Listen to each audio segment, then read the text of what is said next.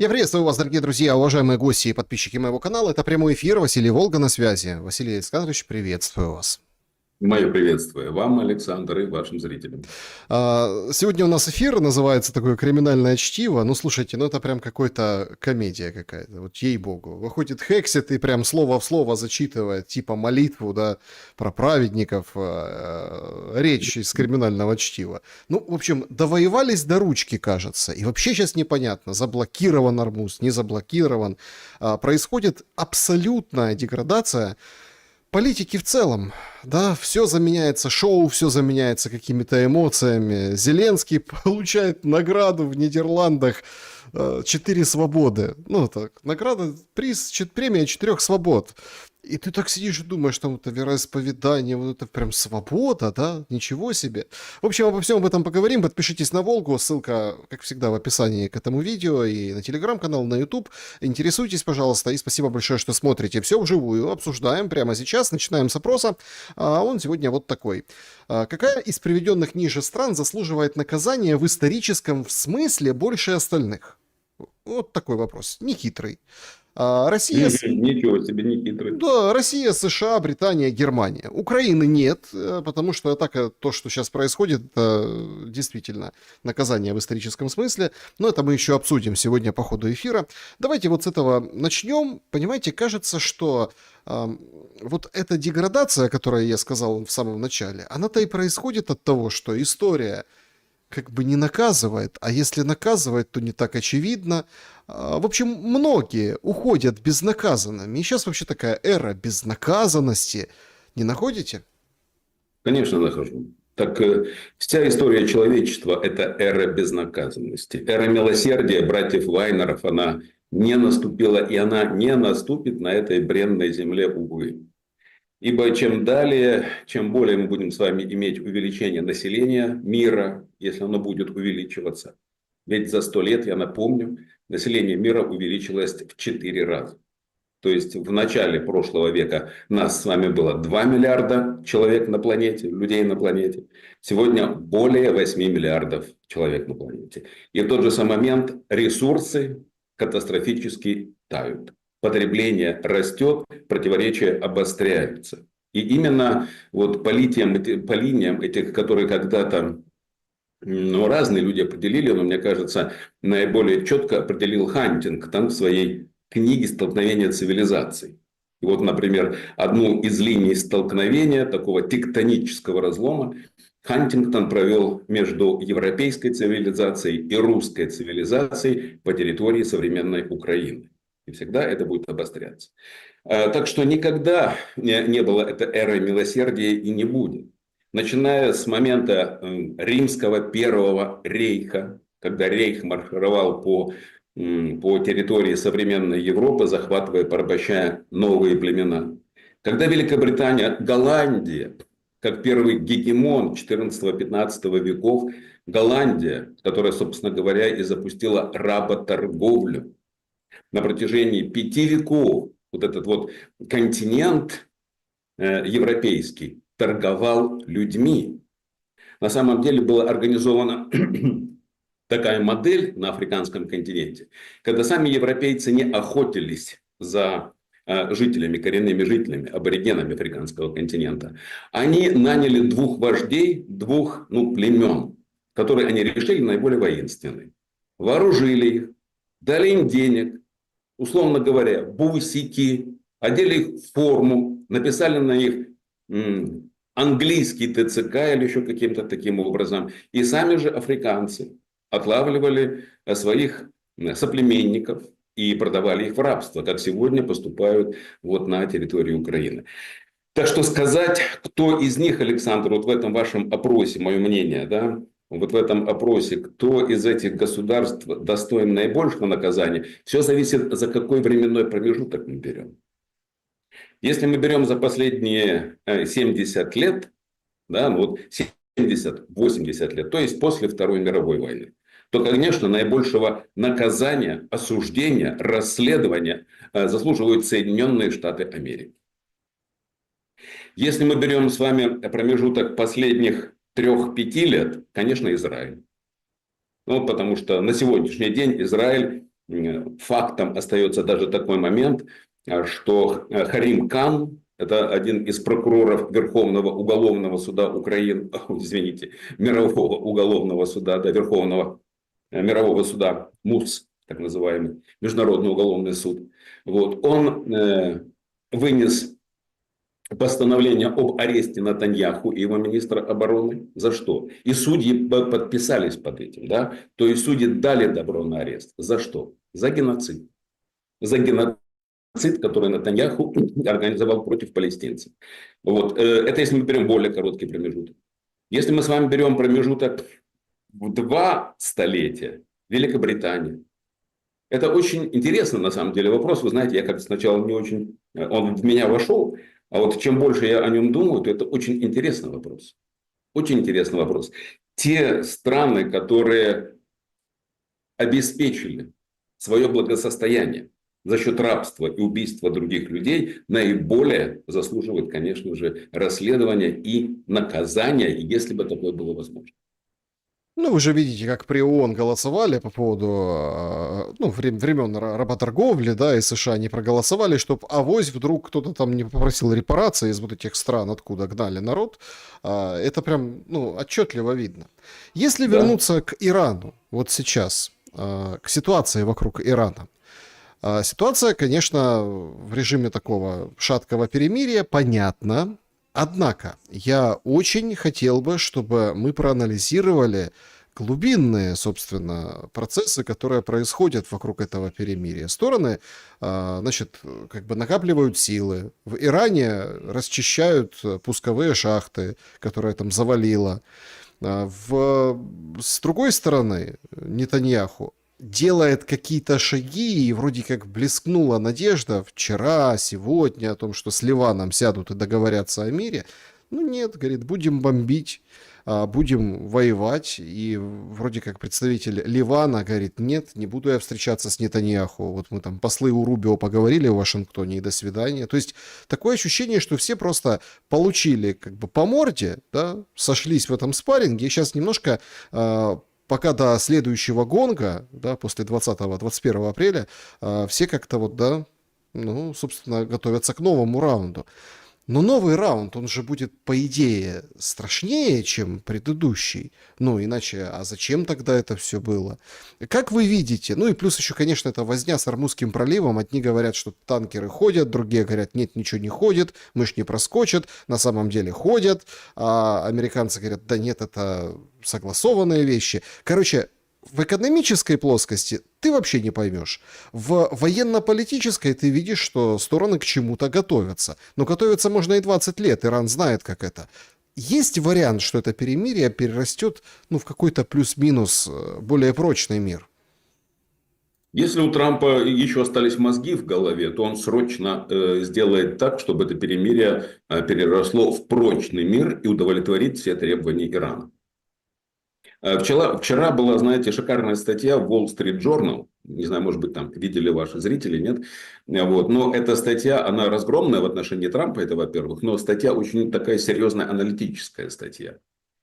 Суть этой статьи в том, что в результате этой операции не только сын Хаменеи, то есть не только фамилия сохранилась, стал верховным лидером Ирана, но в результате этой операции, как оказывается, были уничтожены те руководители, то есть та руководящая прослойка, которая еще готова была договариваться.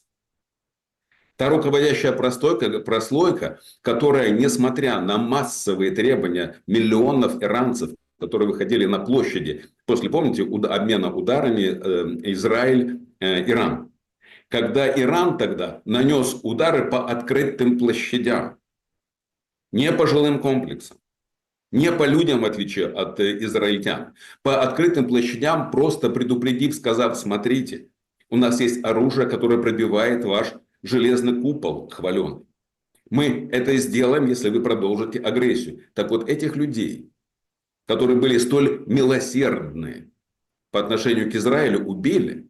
И на их место пришла совершенно другая группа людей. И как отмечается, я считаю, очень верно отмечается в этой статье, о том, что эти люди носители мессианского духа. Я вот не помню, как это называется на на иранском, как это звучит, на персидском там, да, вот, или какой там язык, вот.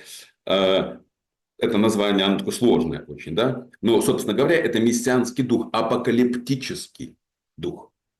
Это люди, которые на сегодняшний момент, особенно после того, когда появилась эта плеяда мучеников, и нужно очень ответственно относиться к тому, что такое мученик для этих людей, для глубоко верующих людей, живущих в рамках своей матрицы. Вот. И это люди, которые для себя приняли решение, люди, которые сегодня начинают утренний намаз, утреннюю молитву с молитвы о том, что они во имя Аллаха готовы уничтожить противника, сатану, готовы уничтожить нечисть, пускай даже ценой уничтожения своего народа. Ибо смысл существования этих людей – попадание в рай, угождение Аллаху. То есть именно апокалипсис как очищение, очищение через огонь. И это очень серьезно. Вот. И если Трамп сейчас...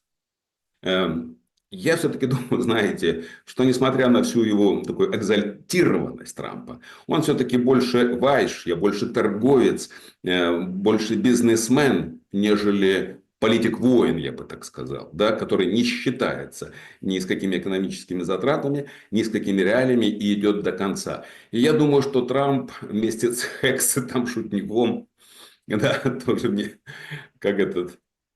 актер-то, который черный, этот, который играл. Нет, погодите, а вы думаете, это шутка? Это не шутка. Это не шутка. Это, Нет, я понимаю, да, я понимаю. это унижение, это плевок вообще в то, что называется статус, я не знаю, какой, понимаете, это старая история, там берут речи, хотя бы там брали речи президентов, там они кочуют периодически кусками, знаете, там и разных стран, берут американских президентов речи, переписывают там в Украине, там, по-моему, кого-то ловили, Ющенко, кажется, или кого-то, кого-то ловили на этом, на какой-то, или Тимошенко, кто-то, или предвыборку толкал какую-то. На плагиате, да. Или Зеленского, по-моему, также и ловили, кто-то ему вначале выписывал что-то. Неважно, я сейчас просто не готов рыться искать. И у них там в Америке на плагиате берут куски. Но это же из кино, это из фильма, это министр войны, который сейчас говорит о том, что мы вводим против Ирана, внимание, экономическую ярость.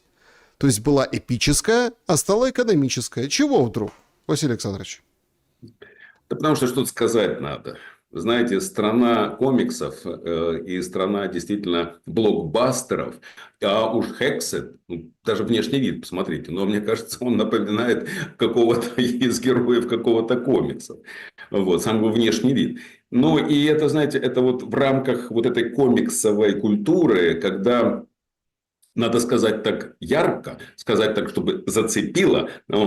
Как, например, блогер начинает раскручивать свой канал. Да, и очень часто бывает такое, ваши зрители, наверное, встречают. На превью у него написано: «Самая правдивая правда о самом страшном мире преступления». Человек заходит, а там он рассказывает, как выращивать крокусы надо, например. Да?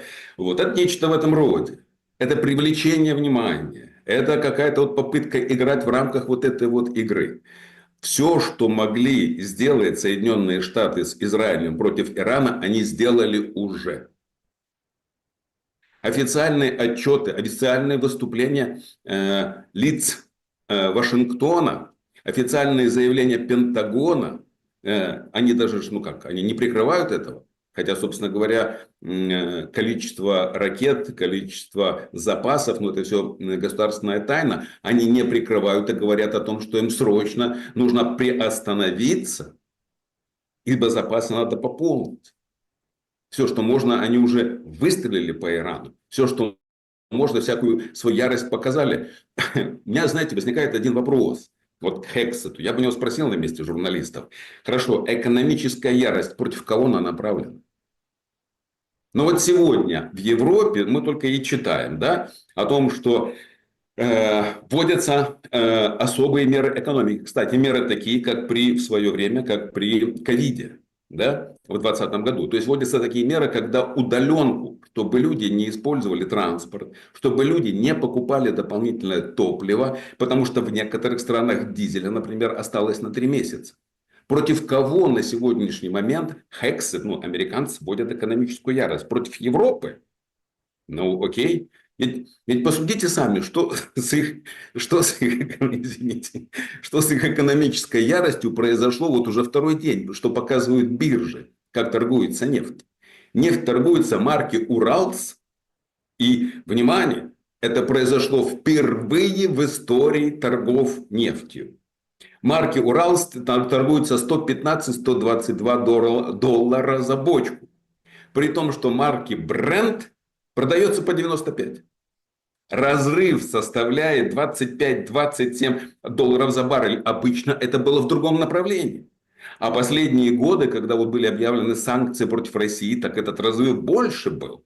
Ну, Россия была вынуждена продавать по дисконтам. В результате. Почему такое происходит? Когда впервые это случилось 2 дня назад, когда выскочила так это за 6 минут, цена выскочила на 20%, то на биржах все стали бить по своим мониторам. Это очень хорошо видно на видео, когда показывают биржу. Потому что люди не поверили. Подумали, что это технический сбой. Нет.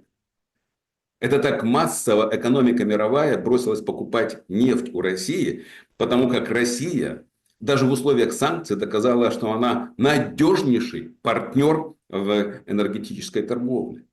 Вот. Так что против кого эта энергетическая ярость направлена? В отношении Китая, Трамп уже, посмотрите, сам задки дал ровно 3 дня назад.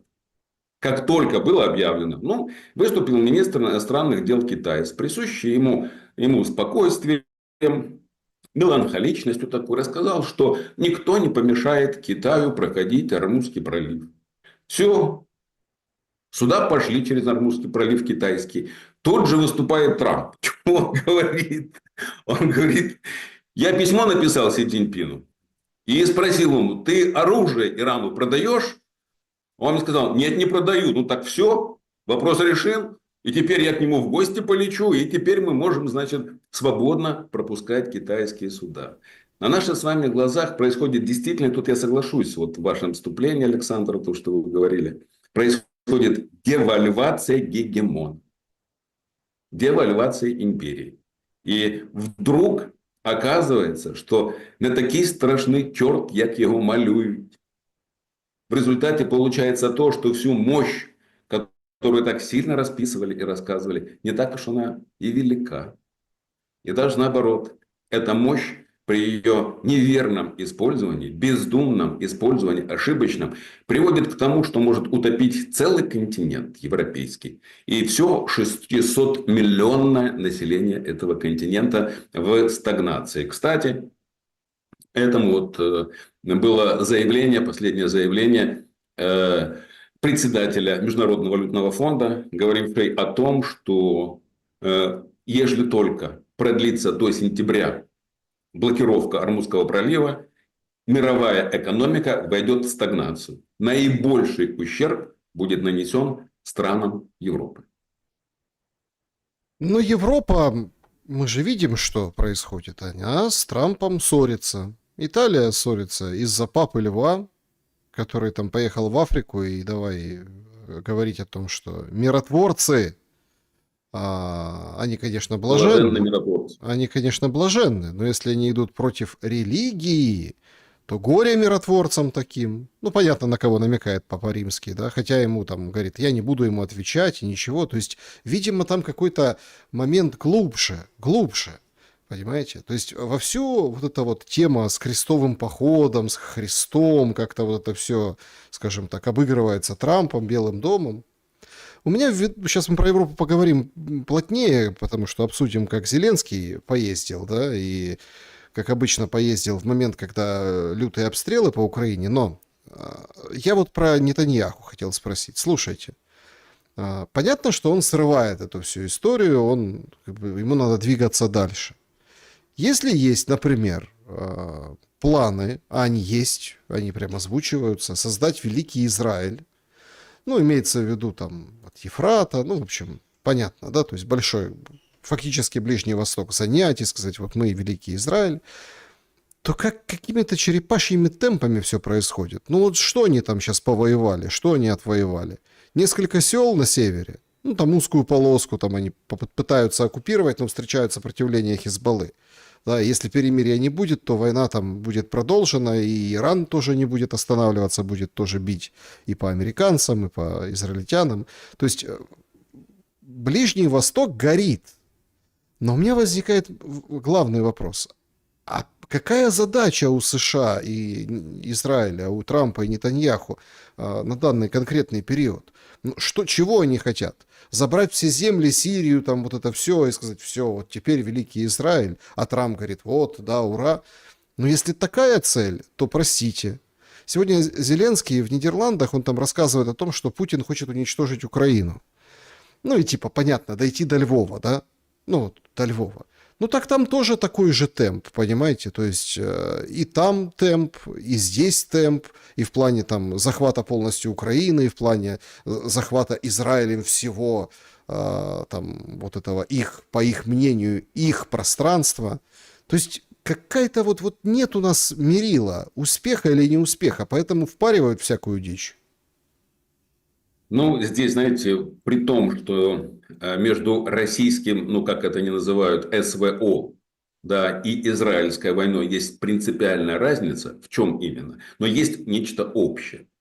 Ни Россия, ни Израиль на самом деле не хотят захватывать этих территорий. Израиль не собирается захватывать Сирию. Израиль не собирается захватывать территории какие-то Египта, например, там Суэцкий канал или еще что-то, как когда-то там это было против Египта. Вот, то есть они не собираются этого делать. Израиль и Россия то же самое, да? Израиль ведет, как это неудивительно будет, как это возможно, знаете, не припрятано совне таким нерелигиозным покрывалом, светским покрывалом, да, но тем не менее Израиль ведет войну религиозного геноцида. Это самый настоящий религиозный геноцид, целью которого является создание большой буферной зоны и максимальное уничтожение очагов сопротивления, которые могут угрожать Израилю. Вот это главная цель Израиля.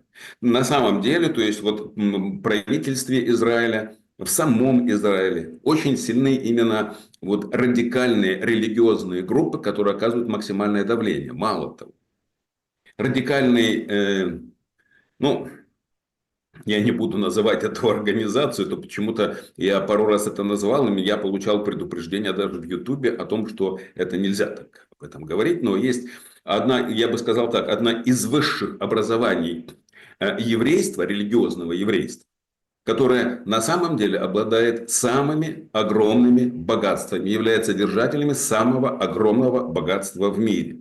И, соответственно, они оказывают очень серьезное влияние на политику Соединенных Штатов Америки, на политику Израиля. Итак, это люди, которые ведомы Торой, которые ведомы во многом книгой Иисуса Навина. Есть такая книга в Библии, она же есть в Торе. Вот. Когда с самого начала Господь дал установление Иисусу Навину на этой земле обетованной уничтожить все, там 6 было племен, уничтожить все племена, не жалея ни малого, ни старого. Вот они идут в рамках этой логики. Вот. Россия, собственно говоря, никогда не выдвигала требований о захвате всей Украины. Ну, ей, собственно, и не нужно было. Стамбул это показал. То есть, все, что необходимо было. Ну, и, собственно говоря, половина уже выполнена. Все до единой страны НАТО заявили, что Украина никогда в НАТО не будет. Все страны Европы практически, кроме там прибалтийских тигров, вот, заявили о том, что в ближайшее время Украине не надо рассчитывать на Европейский Союз. Это опасно и для Европейского Союза, и ни в коем случае не надо делать Украине. Ей нужно пройти длинный путь реформ и тому подобное. Ну, то есть, половина целей, которые Россия поставила своей операции, они половина достигнуты этих целей. Остаются цели внутренних преобразований. Тут такая разница в этом всем. Но еще раз подчеркну, Израиль не хочет захватывать Сирию и не будет захватывать Сирию. Это вне возможностей. Как, собственно, вне возможностей России захватить и оккупировать всю Украину. Это невозможно. Нет для этого достаточных сил. Цели Соединенных Штатов, они несколько другие. Да, Соединенные Штаты, как знаете, как то в финансовом смысле м, э, управляемая вот этой самой религиозной группой, еврейской религиозной группой, управляемая такая структура, ибо создана ими, и им принадлежат Соединенные Штаты, да, они всегда будут такой, знаете, подпоркой Израилю в его этой религиозной войне. Но перед Соединенными Штатами стояли другие цели, как перед государством. Трамп это очень мощно чувствовал, и он сделал отчаянную попытку удержать гегемонию. Происходит та же самая ситуация, это происходит уже на сегодня 4-й раз, которая происходила на протяжении 500 лет. Когда гегемон, то ли это была Голландия, первый гегемон, то ли Великобритания, то ли вот Соединенные Штаты на сегодня, когда он начинает шататься, загниваться, против него вырастает два конкурента. Два конкурента сегодняшних, Россия и Китай, они очень сильно окрепли. И Трамп рассчитывал достичь двух целей при ударе по Ирану. Цель первая, ну, это бегство капиталов в Соединенные Штаты, как это всегда происходит при дестабилизации. Цель вторая, лишить Китая 20% нефти, которую он получает из Ирана. План был таков, что мы меняем руководство, все поднимутся как один за Трампа, скажут: да здравствует Трамп, поставим Хексета руководить Ираном, перекроем все краны в Китай, у Китая экономические проблемы, тормозится развитие Китая, гегемон своей цели достиг. Но это так было на бумаге. Но, как всегда, гладко было на бумаге, да забыли про враги. Иран оказался не по зубам. Боевые действия возобновятся, вы думаете? Я рассчитываю на то, что, повторюсь, что Трамп не растерял все мозги. Если возобновятся боевые действия, Европе конец. И это не шутка. Это произойдет так же скоропостижно, как с Советским Союзом. Когда за месяц до крушения Советского Союза в это не мог поверить ни один аналитик ЦРУ или МИ-6. То же самое произойдет, как сегодня никто не может поверить, что в Европейском Союзе может начаться остановка предприятий и нищета, точно так же, как Великая депрессия в Соединенных Штатах, которая пришла нежданно, негаданно. Понимаете? А Великая депрессия унесла почти 2 миллиона жизней людей, погибших от голода. Этого никто не ждал. Уже на тот момент Соединенные Штаты были сверхдержавой в мире. Так же и здесь. Вот если Трамп не остановит войны, ну что ж. Так дело в том, что крушение европейского континента и самим Соединенным Штатам не выгодно. До сегодняшнего дня европейский континент остается единственным столь покупательно способным рынком мира. Куда продавать производимую продукцию?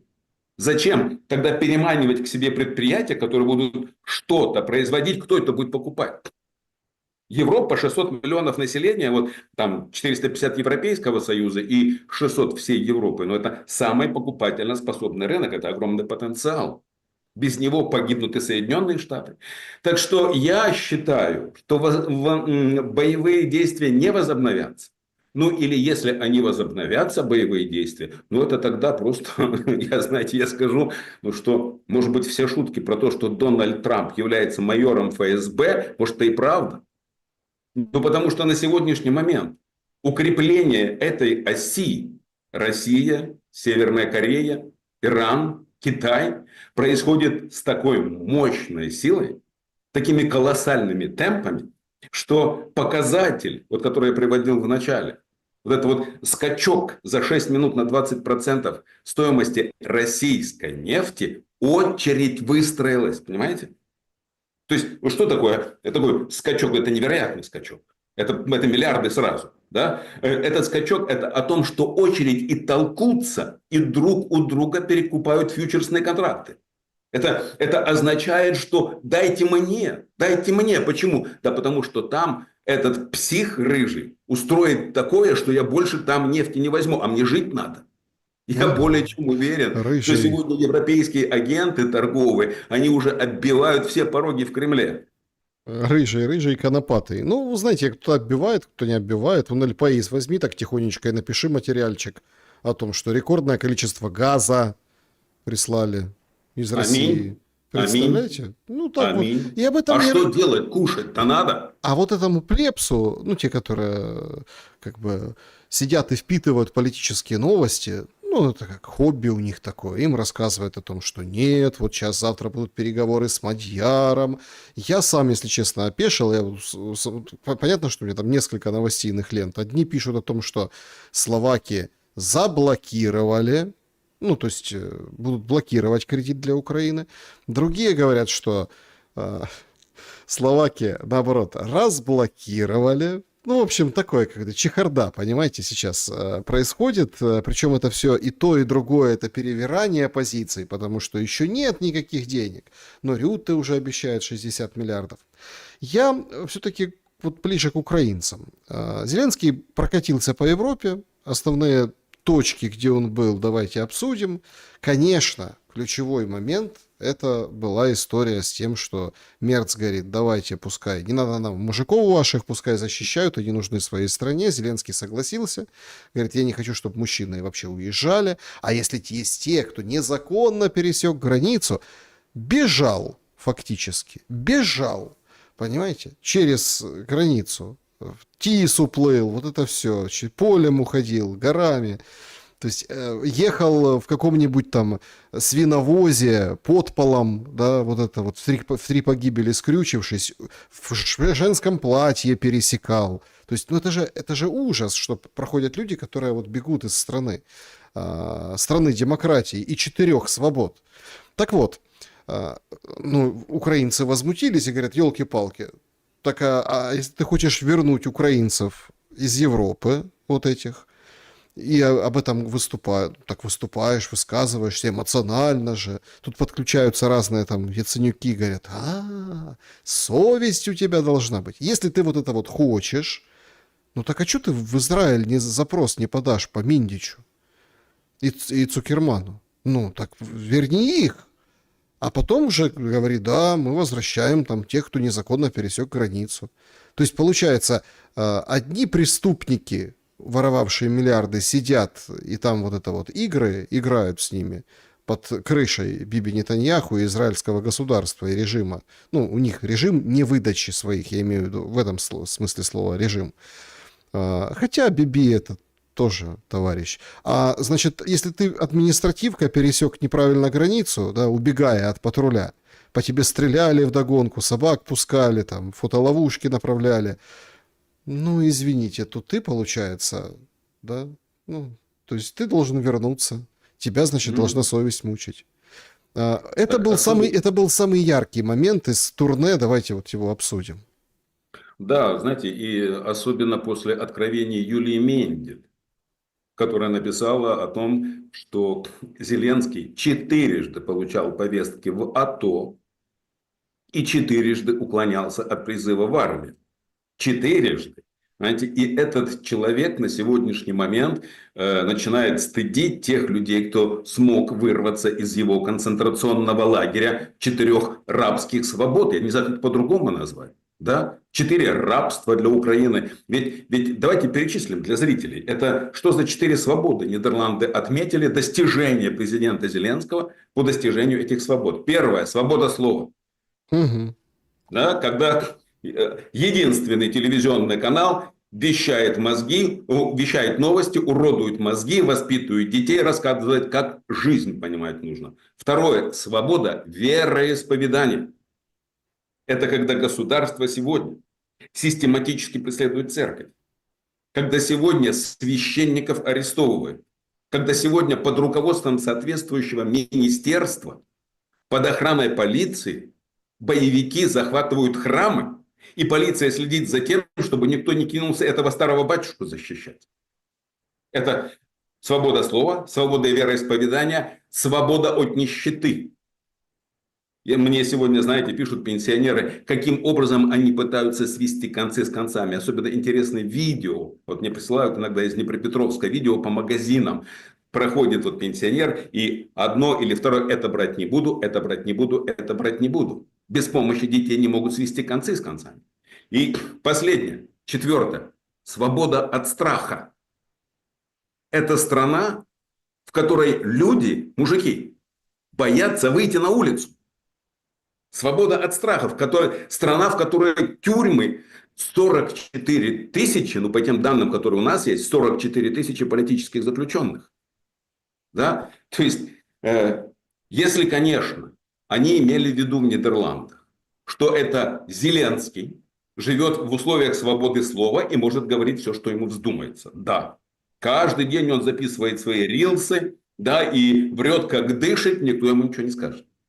Если они имели в виду, что он уже достаточно богат, Зеленский, что на смертях украинцев он уже себе создал миллиардное состояние, или 2, или 3, или 5, да, правда.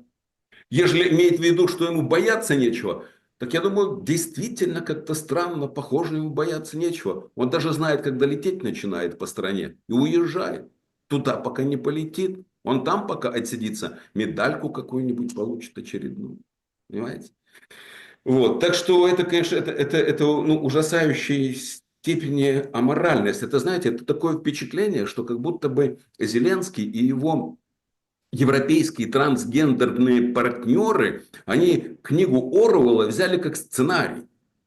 И он как актер, я не знаю, как прекрасный там комик, он великолепно это отыграл. И по сути война – это мир, свобода – это рабство. Страну, которая из себя представляет концентрационный лагерь. Люди, которые в прямом смысле слова имеют прав меньше, чем дворовой пес. Псов сейчас не ловят, людей ловят.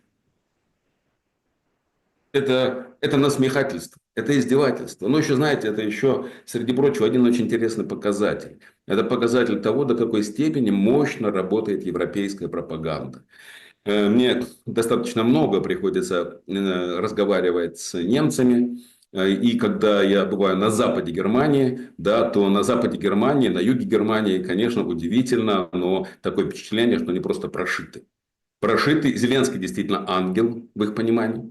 Когда я сегодня говорил с 2 людьми, и говорил о том, что по поводу, знаете, меня шокировала эта информация. Шокировали эти 4 свободы, это премия от Нидерландов. И я говорил о том, что по откровениям его пресс-секретаря бывшего Зеленского, Зеленский сам 4 уклонялся от призыва в армию, мне не поверили. Мне сказали, мы знаем твою позицию, ты все время против Зеленского. Это неправда. Зеленский такой патриот, что если бы он только получил повестку, пошел и сразу погиб бы. Причем показательно, в бою. Закрывая там дзот своей грудью, амбразуру своей грудью. То есть это второй момент, который говорит о том, что очень сильна европейская пропаганда. Ну и последний момент из того, о чем мы говорили, из новостного потока, это, конечно, Зеленский и Мерц, и его, извините, заявление. Я просто в этот момент, я буквально вчера разговаривал с человеком, который был очень активным участником всех украинских акций, проводимых в Берлине, в Мюнхене.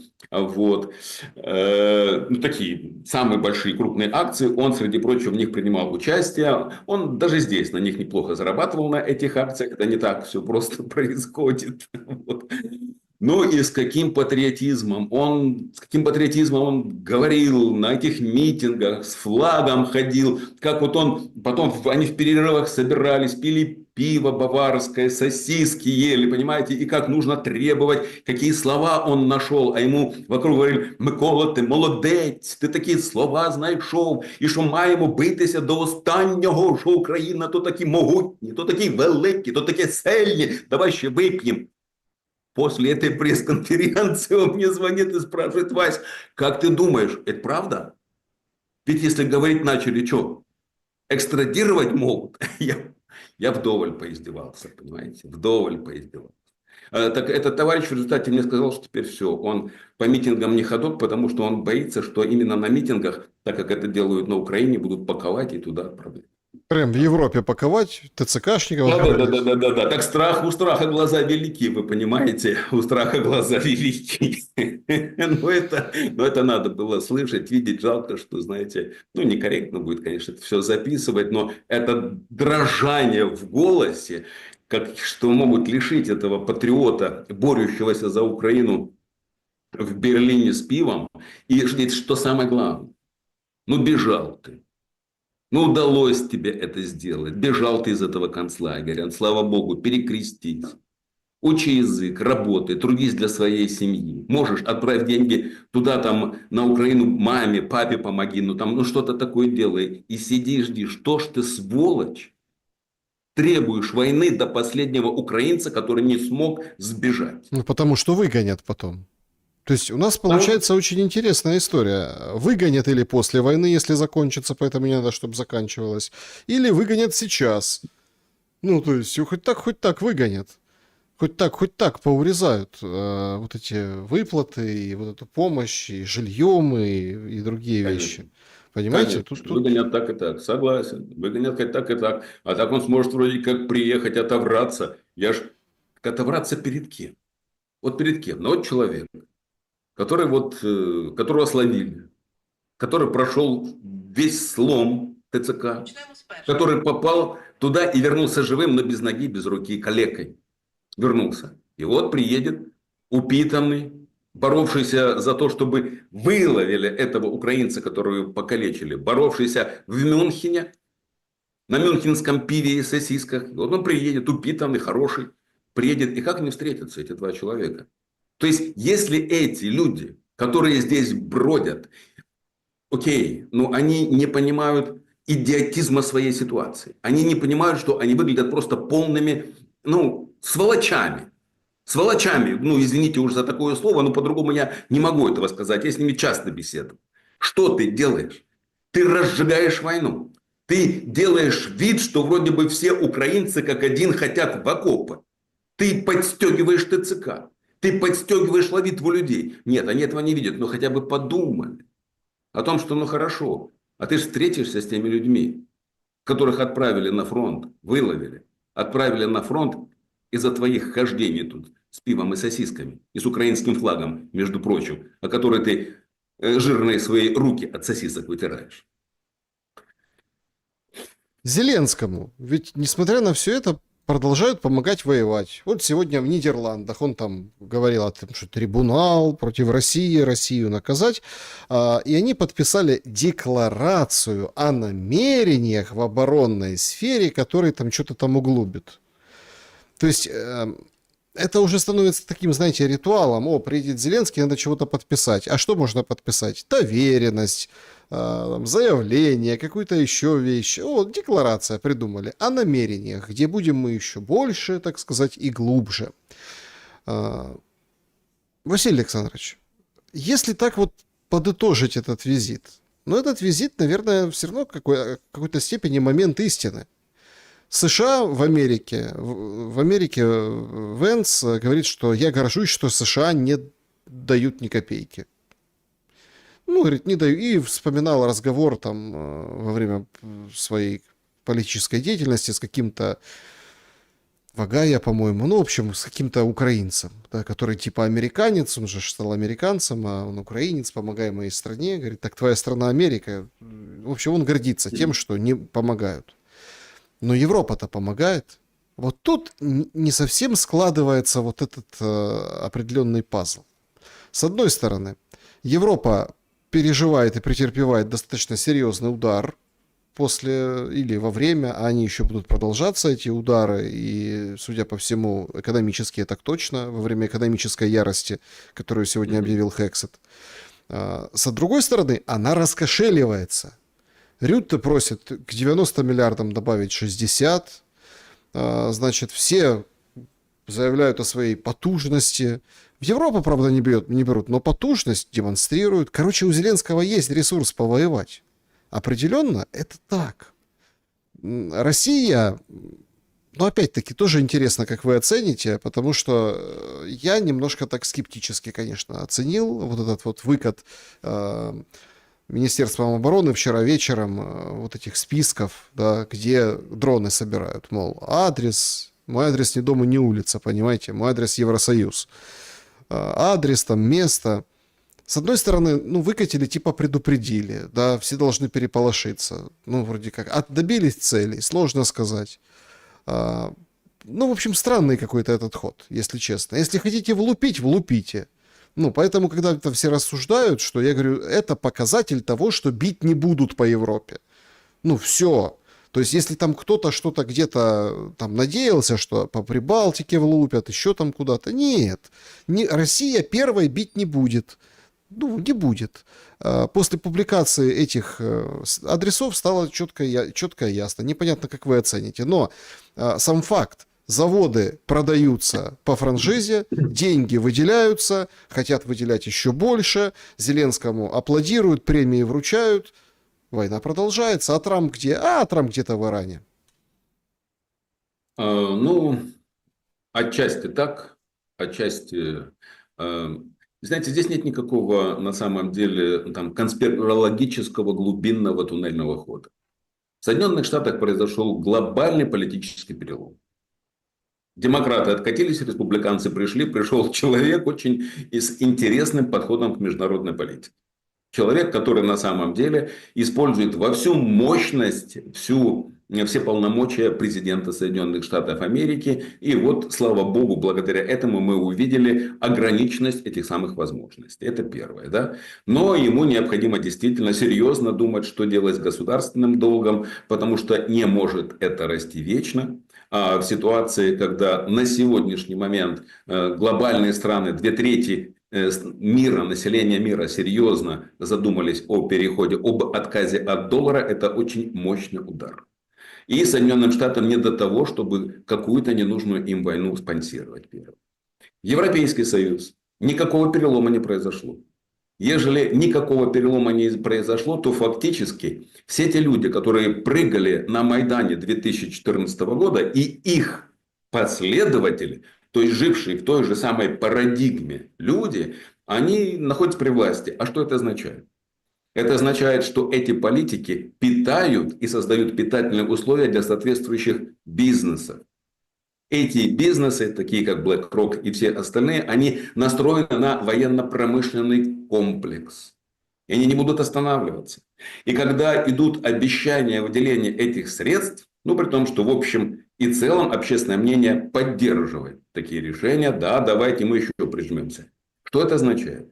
Это означает расширение базы налогообложения. Ну, они не делают сейчас углубления, то есть они не увеличивают глубину налогообложения, то есть сами ставки не увеличивают. Но базу расширяют налогообложение.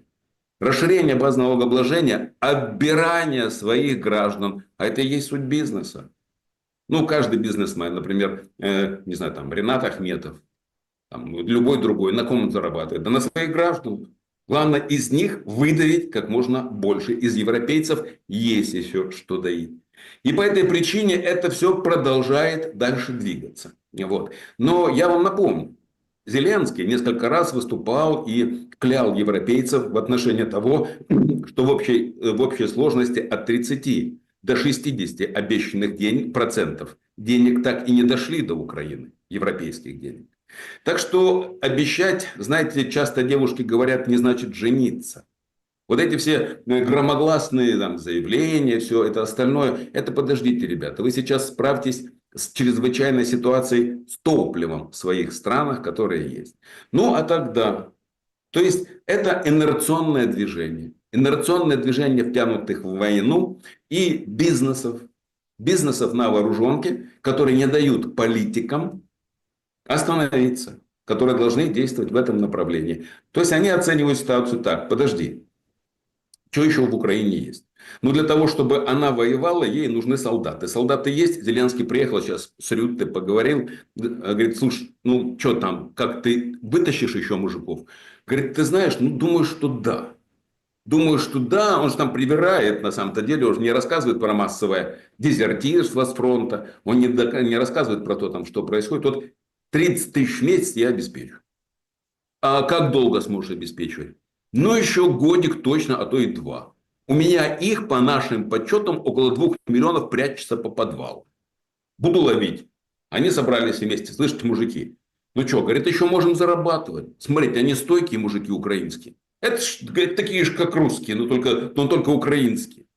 Вот. Если так, ну так давай. А что, можно еще? Да. И эти деньги, которые фактически выделяются, они же условия выделения 90-миллиардного кредита, ну, если вы помните. Из этого 90-миллиардного только 35 придут непосредственно Украине. 35. А 60, извините, 55 миллиардов – это те деньги, которые пойдут на военные заводы Европейского Союза. Это очень важно понимать. Это не решение проблемы. Вот.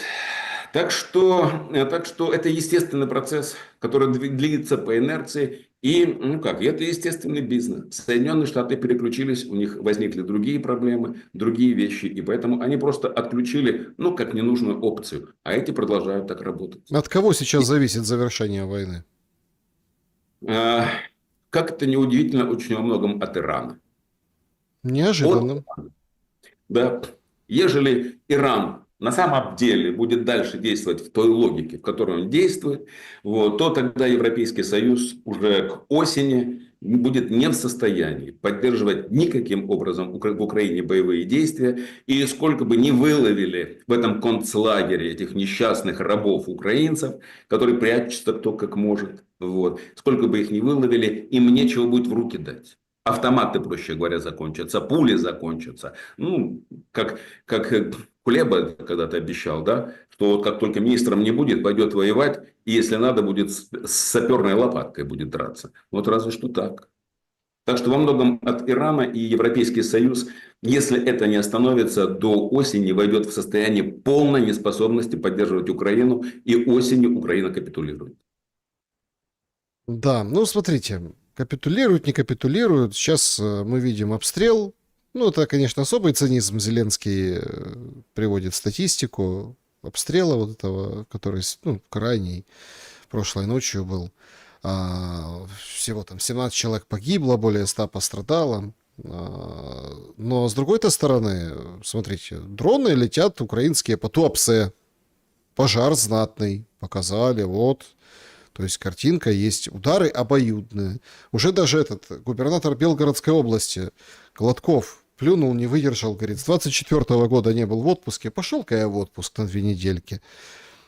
Все как-то напряглись по этому поводу, потому что как раз разворачиваться будет в этот период, наверное, ситуация на фронте, определенная кампания, часть подготовки мы уже видим, это Сумское направление.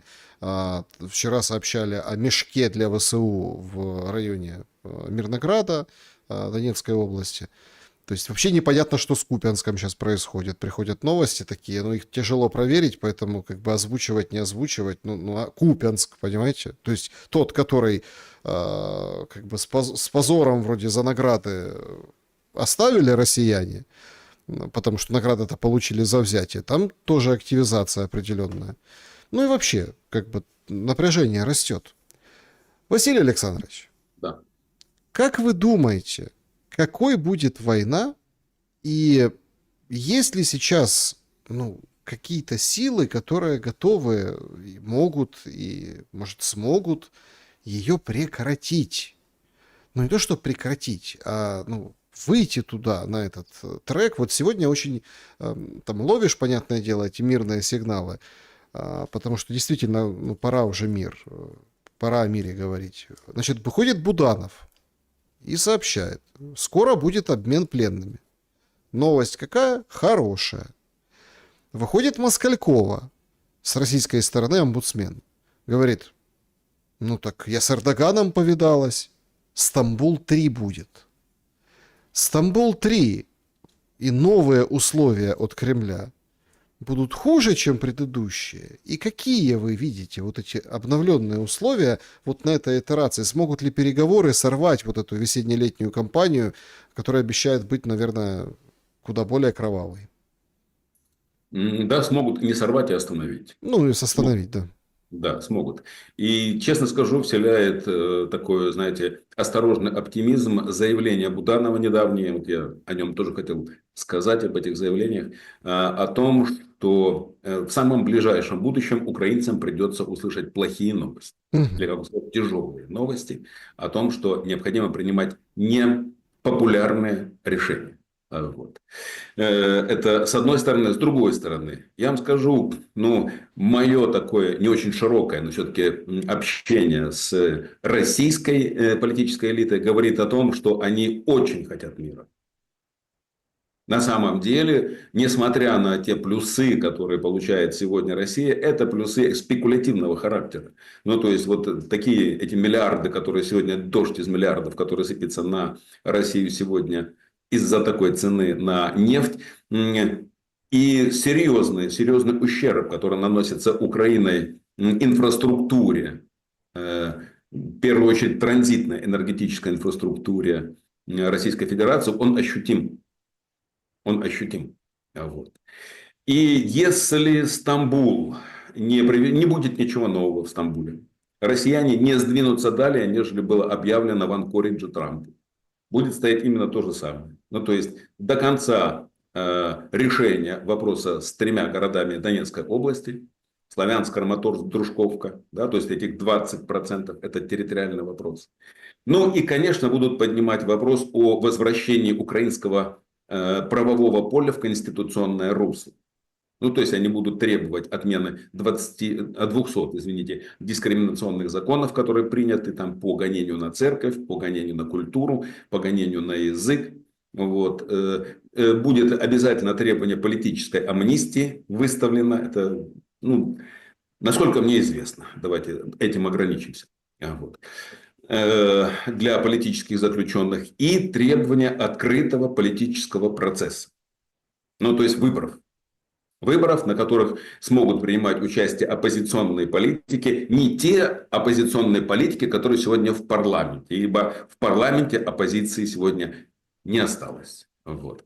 А те именно, это, знаете, местная грызня, там, Арахамия хочет свое, тот хочет свое, кто-то против Зеленского что-то там такое формирует, но самое главное, оппозиция, которая отрицает существующую форму украинского государства, подчеркиваю, форму, вот, и которая выступает за изменение проектности Украины, за то, чтобы бандеровская Украина была закрыта, Украина как антироссия была захлоплена, чтобы это осталось черным, да, разберемся как потом, черным пятном, как-то вымоем это пятно. Самое главное, чтобы отработали должным образом следственные органы по поводу всех Майданов, по поводу того, что произошло. Вот. Но далее новая Украина. Украина социальной справедливости и Украины вмонтированной международное разделение труда. Украина, которая не ненавидит, а созидает. И которая трудится и с Западом, и с Востоком одинаково. Вот этих политиков, это будет обязательное условие допуска и право тем 10 миллионам украинцам, которые сегодня живут в России, голосовать. Ну, смотрите, сейчас вот мы в прямом эфире пошли сообщения о том, что сегодня, ну, я так понимаю, немножко раньше, есть уже там кадры, как Нестора Шуфрича отпускают из СИЗО, значит, под домашний арест. Круглосуточный домашний арест, ему там шьют госизмену и все такое.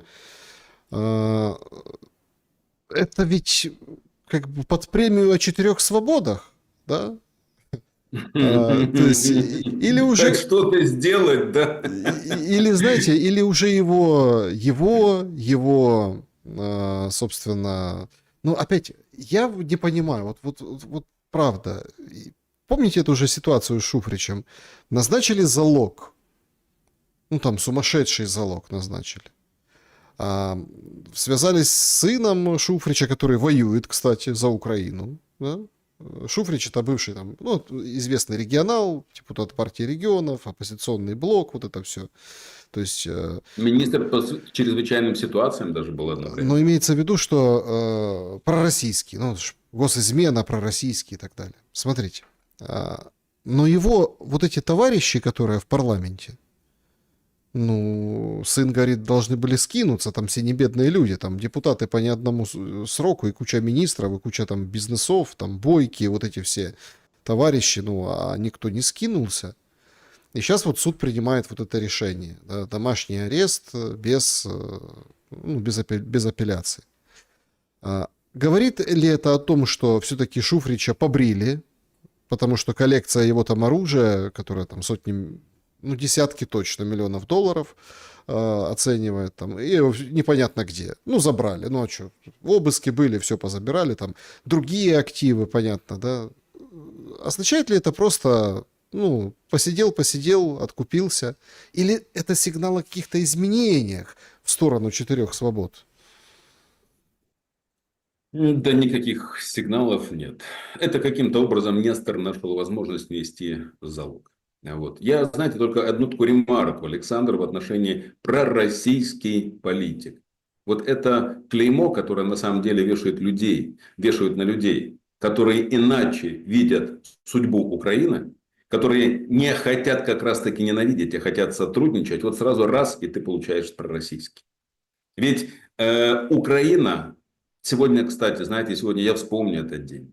Сегодня день, когда 11 лет назад украинские нацисты убили Олеся Бузину. Двое человек, вот, которые даже были арестованы, но потом украинская власть ввязалась за них. Их выпустили из тюрьмы, их выпустили под песни, танцы, аплодисменты, гимн.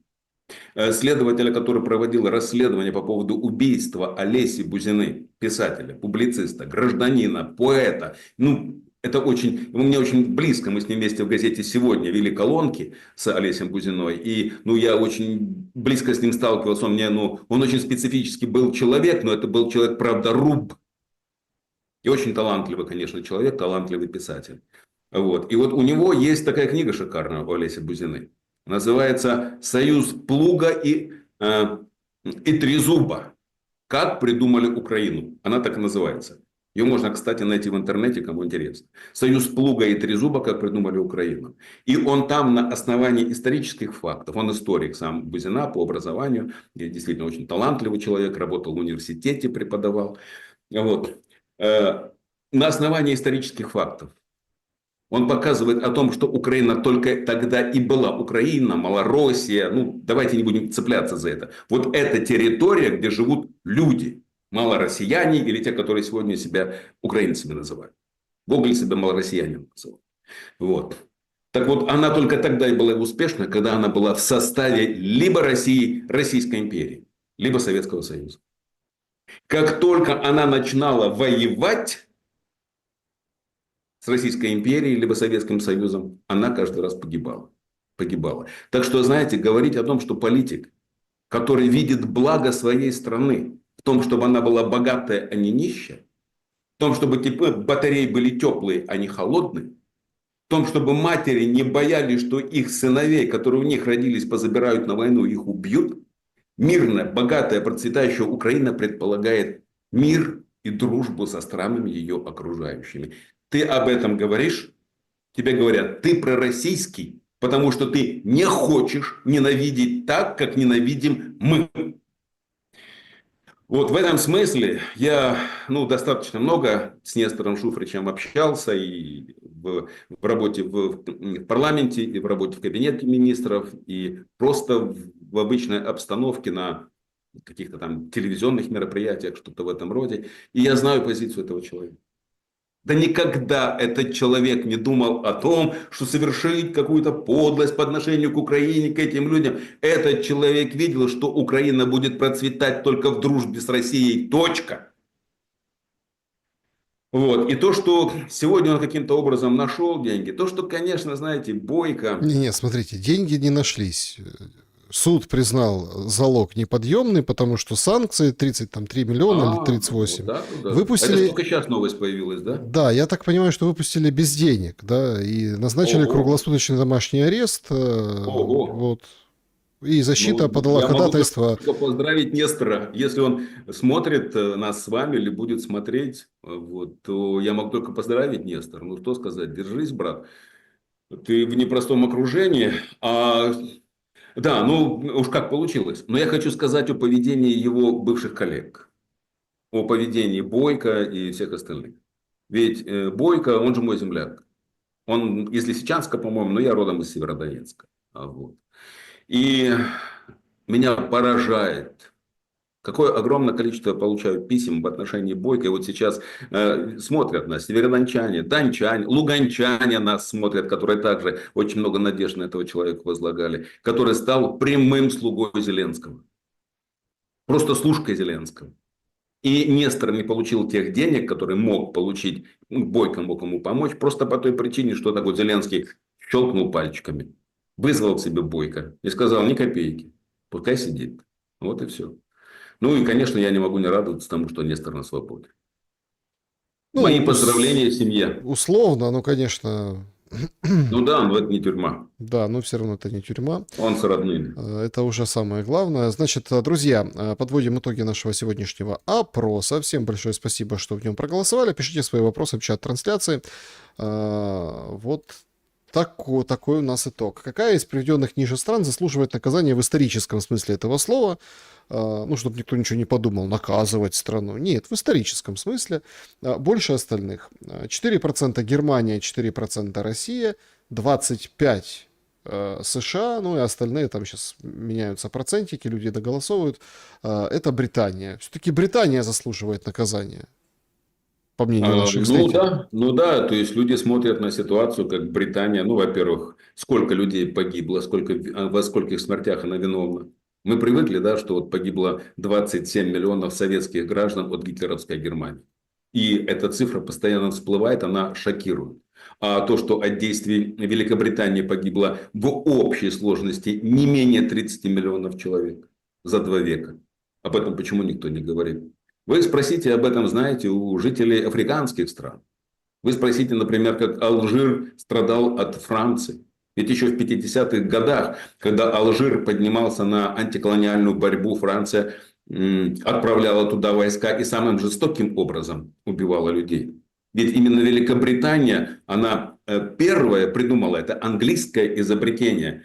Черчилль принимал в этом участие, к слову сказать. Когда война с бурами была, англичан, первые концентрационные лагеря, первые методы пыток самых изощренных англичане придумали. Гитлер просто списал это у них. Так что, ну и, конечно, роль Великобритании, роль Ми-6 в подлости, которые они совершали по всему миру, и в том числе, кстати, против Ирана, вот мы вспоминали 1956 год, переворот первый, который Ми-6 совершили вместе с Моссадом и ЦРУ вот, в Иране. Привели Шаха Пехлеви в 1956 году, кроваво, причем Шаха, очень кроваво, против которого революция была. Вот. По этой причине я солидаризируюсь со зрителями. Только я лишний раз дам поправку. Точнее было бы, если бы мы установили временные рамки. В разные времена разная страна Запада убивала большее количество людей, чем другие. Да, друзья, перейдем к вашим вопросам. Активно пишите их, пожалуйста, в чат. И вот из сообщества YouTube мы начнем. Значит, вот такие у нас сегодня вопросы. Так, вы не заметили, Петр интересуется, что с начала иранской кампании из информационного пространства как-то совсем исчез Залужный? К чему бы это? Да, это интересно. И знаете, я думаю, что вот на самом деле я попытался Валерия Залужного послушать, почитать. И я думаю, последним публичным конфузом это было его выступление на английском языке. Публичное выступление, когда он попытался выступить на английском языке, читая с бумажки, написанное вот, в Великобритании, выступая как посол. И это был полный конфуз. Вот. Даже такие сдержанные газеты, как Берлинер Цайтунг, как Цюрхер Цайтунг, вот, которые так стараются быть, в общем-то, дипломатично себя вести в отношении дипломатических особ, извините за тавтологию, вот они и то высказались в отношении тех кадров, которые Украина присылает. И этот конфуз как-то так он прицепился к Залужному. Ну и потом, я вам скажу, я у Валерия Залужного на самом деле вообще не нахожу никакой глубины мысли. То есть, мне кажется, что он, проще говоря, выгорел. Понимаете? То есть, вот есть определенный ресурс, на котором политик может ехать. Вот Залужный – это ресурс его героического генерала войны. Ну, что там греха таить, да? Вот. И вот как-то это время прошло. Одним словом, знаете, ссылка, в которую его отправил Зеленский, она сделала свое. И мне кажется, что здесь совпадение, если и есть, то оно во многом случайно с тем, что началась иранская война. Ну, во-первых, это действительно мощный информационный повод, который многие другие закрывают поводы. Но уже к этому моменту Залужный оказался той фигурой в информационном поле, которая ничего нового предложить не может. И буквально пару обращений к нему журналистов международного уровня с просьбой прокомментировать иранские события, они как-то получились у него не очень хорошо у Залужного. Но я бы сказал, вообще ляпсус получился. Какая-то глупость. То есть он ничего интересного не смог сказать, и к нему перестали обращаться. И все, и он просто Ну да, естественно... все читают об Иране, Украина просто на задворках, понимаете, поэтому тоже Да, такой момент. да, А да, совершенно верно. мы все время обсуждаем наркомана рыжего окружения, а почему бы не разобрать бездействие Кремля? Рядом Китай развивается, Индия, Иран целой Америке противостоит. А у Медведя импотенция и деменция. Все критикуют Украину за отсутствие выборов, украинцев за выборы в 2019 году. А из кого выбирать в Думу 20 сентября? Есть вообще живые патриотические партии России или создадут за месяц до выборов молодежные клоны партий, которые в Думе десятилетиями?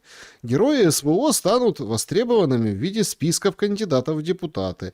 И как быстро они заразятся думским лицемерием и коррупцией. Нужны не братьям такие горе-освободители. Вот Мне такой кажется, вопрос. ваш подписчик или ваш зритель написал не по тому адресу. Это надо бы на какие-то российские действительно политические шоу, там, не знаю, политические аналитические каналы писать. Вот. Александр и я граждане Украины. И я, знаете, достаточно много поработал с российским политическим бомондом. И будучи представителем правительства Украины, будучи парламентарием, и просто как общественный деятель много. 20 лет я работал. И я знаю, как ревностно российский политический класс воспринимает какие-то оценки, либо анализ ситуации со стороны. Собственно говоря, так как это происходит и в любом политическом... Политика, ведь национальная политика – это замкнутый такой клуб, закрытый клуб.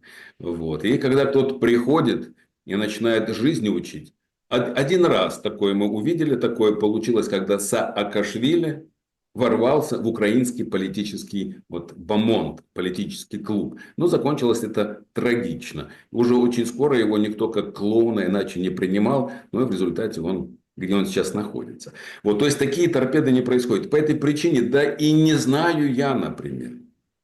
Откуда же? Я не живу на сегодняшний день в России. Я не работаю с политическим российским классом. Откуда я могу знать, что там происходит? Поэтому мы и не говорим. Мгм. Так, вот такой вопрос. Так. Оксана. В Пекине Лавров на пресс-подходе заявил, что в договоренности, согласованные в Анкоридже, входило признание де юре реалии на земле, то есть референдумов в Украине. Что вы думаете по этому поводу? Референдум крайне необходим. Не, Вопрос я так должен быть понимаю, закрыт. признание референдумов Каких? де юре, Окей, каких которые именно референдумов? проведены. По поводу крымского референдума? Крымского, Запорожского, Херсонского. То есть вот это Я думаю, что новая планка, куда повышает Россия.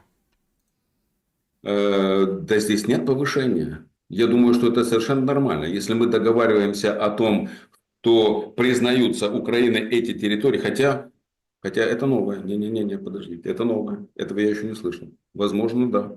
Возможно, это и есть повышение той самой планки, о которой вы говорите. Но я этого еще не слышал. Это, Мгм. извините, я ничего не могу сказать. Потому что ежели поставить такое требование от Украины, признать, то я не совсем вопрос понял, понимаете? То есть, если поставить перед Украиной требование признать территориальные потери де юре, то это возможно сделать только на всеукраинском референдуме. Я об этом понял, говорит Лавров. То есть, ежели необходим всеукраинский референдум, так это тогда естественно. Это, кстати, и было таким требованием. А признать референдумы крымские и признать референдумы...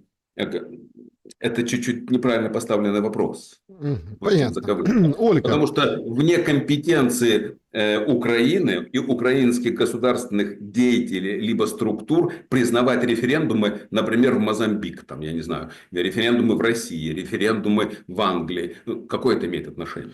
Ольга, на Украине объявлена война, военное положение есть, а войны нет. Если бы была объявлена война, то все расходы на коммунальные услуги можно было взять на государство, а украинцев из квартир выселяют. Ну да, есть такое, да. Так а что войну не объявляют? Так это вопрос не ко мне, вопрос к Зеленскому. Это такая странность, при которой пришлось бы тогда в данной ситуации для меня, знаете, не исключено, что Зеленский еще объявит. Ибо война, действительно, объявление войны Российской Федерации, ну, в такой ситуации, это возможность тотальной мобилизации. Зеленский не объявляет. Ну, потому что есть какой-то, не знаю, вы знаете, этот вопрос не ко мне, извините, не ко мне этот вопрос. Вопрос. Почему этого не происходит, не знаю. Мобилизация в таком случае была бы совершенно законна. Тогда бы при войне тогда бы закрывался парламент бы не действовал. Тогда бы Зеленский, то, к чему он стремится, собственно говоря, к общей тотальному контролю над властью, его бы получил. Вот. Я просто думаю о том, что здесь нужно спрашивать социологов. До какой степени украинское общество сегодня готово именно к такой модели, которая будет в случае объявления войны России, когда просто запрещаются все политические партии, запрещаются все средства, кроме государственных, массовой информации. Зеленский, так понимаете, де-факто тащит эту ситуацию, он ее так вроде бы создает, но по сути, я думаю, он боится такого легального объявления, потому что общество вот тут уже может сковырнуть. Так, вот такой вопрос.